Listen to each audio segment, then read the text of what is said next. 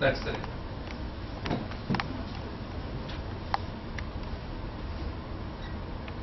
And this is another thing that he talks about,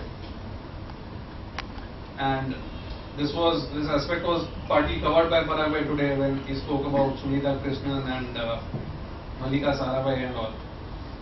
Our mind always goes for sensational things or anecdotes. If we say 300 people were killed in Taj and Oberoi attacks on 26/11, that is just a statistic. No one bothers about it. You know, that person who was part of Rotary, with whom we had gone for lunch, he was there and his wife was there. There was shooting. The wife hid under the table. That man was shot. And now the wife and kids are devastated.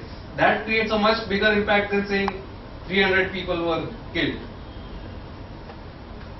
So this is something that we need to guard against when taking, against anything in life, when taking financial decisions or any other decision. So one of the impacts that Sunita Krishnan had, and without being too callous or taking anything away from her, when she said that I was raped when I was 14 and I have done this, it was a very touching and personal story.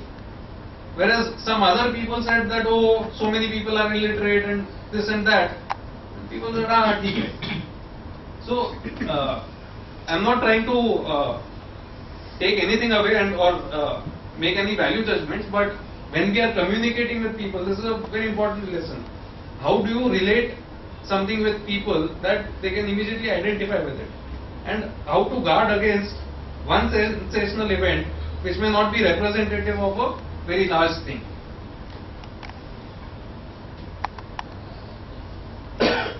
Then he talks about a frame of reference.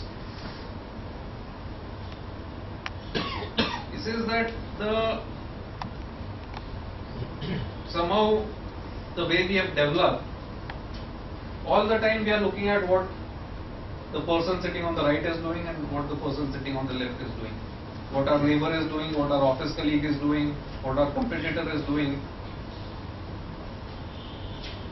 In India, if some person is earning a salary of 1 lakh per month, that person would probably be in the top 2 or 3% of the population of the country.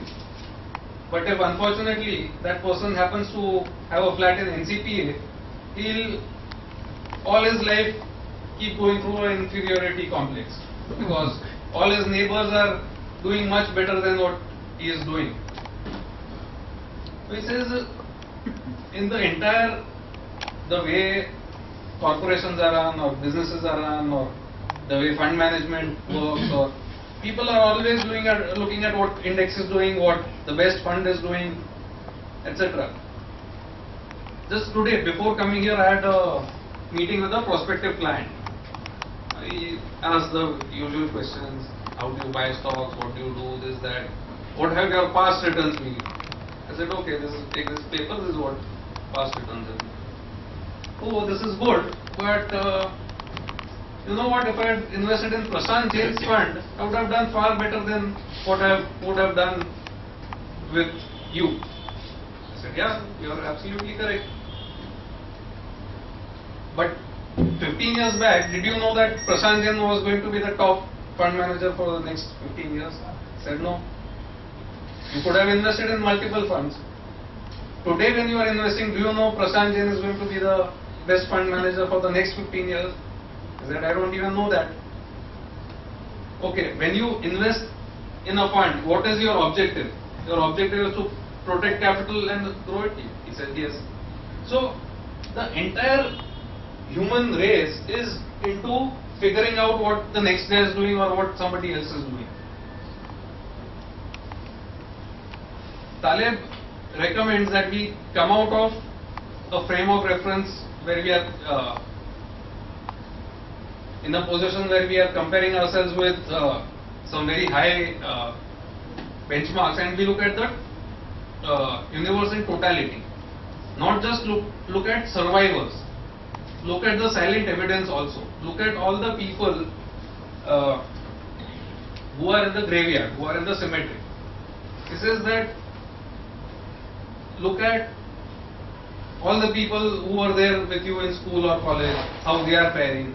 Don't look at if you have become very successful, if you are a top lawyer or a surgeon, don't just compare your wealth with that of some other top lawyer or a surgeon. Look at the broader aspects. He says this is very important whenever you are evaluating something. He says either in life, in whatever you do, you can have a good process or you can have a bad process. But even if you are following a good process, it is not certain that you will have a good outcome. If you are following a good process, you can have a good outcome or you can have a bad outcome. If you are having a bad process, you can have a good outcome and a bad outcome in one instance. The probability of this is higher than this, and the probability of this is higher than this. But still, just one incident or two incidents cannot clearly say whether it is luck or it is skill. He says that whenever you are judging people, you have to judge people over a meaningful time frame. Today the two of us are standing here and standing here to tell the tale. But if India and Pakistan actually had gone to war in December or January last year, everyone here would be saying what fools these people are, because the market completely went down after that.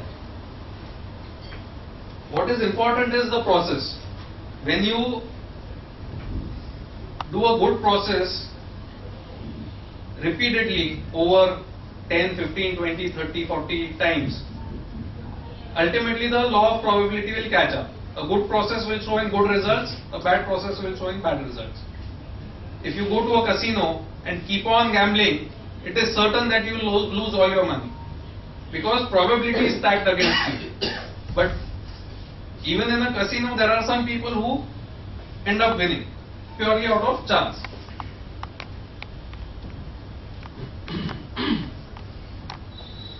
This is again another corollary of the earlier thing that we had seen, picking up pennies and ignoring the road roller. He says that if somebody were to tell you that you invest in this scheme whereby every day you will lose a small amount, and on one day you will make such a big amount that you will recover all your losses and plus make a lot more. Although such a scheme may be financially beneficial for you, it is against your happiness, because 364 days of the year you will be in misery. Oh, today I have lost money. Oh, today I have lost money. Oh, today I have lost money. And you will have happiness only for one day. Today I made a big gain. So this is why a lot of traders are happy people.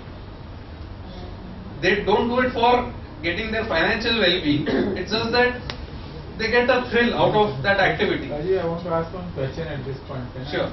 You know, if you look at the stock market as is today, a lot of people who are making transactions, they are traders. Yes. Now the question is, has a lot of research been done on these traders over a period of say 1 year or 2 years or 5 years? Are they cash positive or are they cash negative? Of course they are cash negative. So that means they are financing it from some other activities. Yes.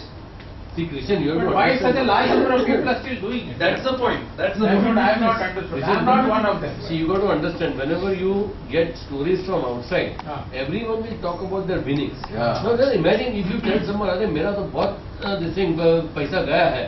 Nobody is going to do business with you. Nobody is going to come with you. So they only talk about It's their like winnings. horse racing. Nobody will talk about It's like their horse racing. Casino. See, if that was simple, it was that simple, no taxis would ply the road, no buses would be there, everybody would be in the markets, no? If it was that simple. Yeah.